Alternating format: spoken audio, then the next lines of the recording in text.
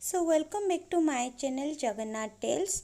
आज की कहानी में भगवान शंकर के पूर्ण रूप काल भैरव का हम निबंधन करेंगे। सो फ्रेंड्स, एक बार सुमेरु पर्वत पर बैठे हुए ब्रह्मा जी के पास जाकर देवताओं ने उनसे अविनाशी तत्व बनाने का अनुरोध किया। शिव जी की माया से मोहित ब्रह्मा जी उस तत्व को ना जानते हुए भी इस प्रकार कहने लगे, मैं ही इस संसार को संपन्न करने वाला हूँ। स्वयंभू अजन्म एकमात्र ईश्वर अनादि भक्ति ब्रह्मा घोर निरंजन आत्मा हूँ। तो मैं ही प्रवृत्ति और निवृत्ति का मूलाधार सर्वालीन पूर्ण ब्रह्मा हूँ। ब्रह्मा जी ऐसा कि पर मुनि मंडली पे विद्यमान विष्णु जी ने उन्हें समझाते हुए कहा कि मेरी आज्ञा से तो तुम सृष्टि के रचयिता बने हो, मेरा अनादर करके तुम अपने प्रभुत्व की बात कैसे कर सकते हो। इस प्रकार ब्रह्मा और विष्णु अपना अपना प्रभुत्व स्थापित करने लगे और अपने पक्ष के समर्थन में शास्त्र वाक्य उद्घृत करने लगे। अतः वेदों से पूछने का निर्णय हुआ तो स्वरूप धारण करके आए चारों वेदों ने क्रमशः अपना मत इस प्रकार प्रकट किया। ऋग्वेद, जिसके भीतर समस्त भूत नित्य है, और यजुर्वेद, जिसके द्वारा हम वेद भी प्रमाणित होते हैं, जहाँ तक ईश्वर के संपूर्ण यज्ञों तथा योगियों के भजन को जाता है, सबका दृष्ट वह शिव ही है। सामवेद, जो समस्त संसार जनों का भरमाता है, जिसे योगी जन ढूंढते हैं, और अथर्ववेद, जिसकी भक्ति से साक्षात होकर और जो सब यह सुख दुख अतीत अनादि ब्रह्म है, वे केवल एक शंकर जी ही है।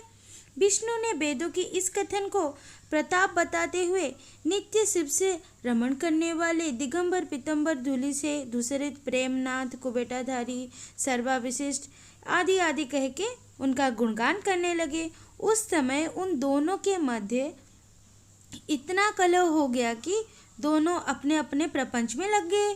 तो ब्रह्मा की संपूर्ण बातें सुनकर शिव जी अत्यंत क्रोधित हुए और उन्होंने तत्काल भैरव को प्रकट कर उससे ब्रह्मा पर शासन करने का आदेश दे दिया। आज्ञा का पालन करते हुए भैरव ने अपनी बाईं उंगली को नखाग्र से ब्रह्मा जी का पंचम सिर काट डाला। भयभीत ब्रह्मा शतरुद्री का पाठ करते हुए शिव जी के शरण हुए। ब्रह्मा और विष्णु दोनों को सत्य की प्रतीत हो गई और वे दोनों शिव जी को महिमा का गुणगान करने लगे। यह देखकर शिव जी शांत हुए और उन दोनों का अभयदान दिया। उससे उपरांत शिव जी ने उसको भीषण होने का कारण भैरव और काल को भी भयभीत करने वाला होने का कारण काल भैरव तथा भक्तों के पापों का तत्काल नष्ट करने वाला होने के कारण पाप भक्षक नाम देकर उसे काशीपुरी अधिपति बना दिया। फिर कहा कि भैरव, तुम इन ब्रह्मा विष्णु को मानते हुए ब्रह्मा के कपाल को धारण करके इसी के आश्रय से भिक्षावृत्ति करते हुए वाराणसी में चले जाओ। ब्रह्मा उस नगरी के प्रभाव से तुम ब्रह्म हत्या के पाप से मुक्त हो जाओगे। शिव जी की आज्ञा से भैरव जी हाथ में कपाल लेकर काशी के उपरांत चले गए। ब्रह्म हत्या उनके पीछे पीछे ही चली। विष्णु जी ने उनकी स्तुति करते हुए उनसे अपने को उनकी माया से मोहित न होने का वरदान मांगा। विष्णु जी ने ब्रह्म हत्या के भैरव जी का पीछा करने का माया पूछना चाहा तो ब्रह्म हत्या ने बताया कि वह तो अपने आप को पवित्र और मुक्त होने के लिए भैरव का अनुसरण कर रही हूँ।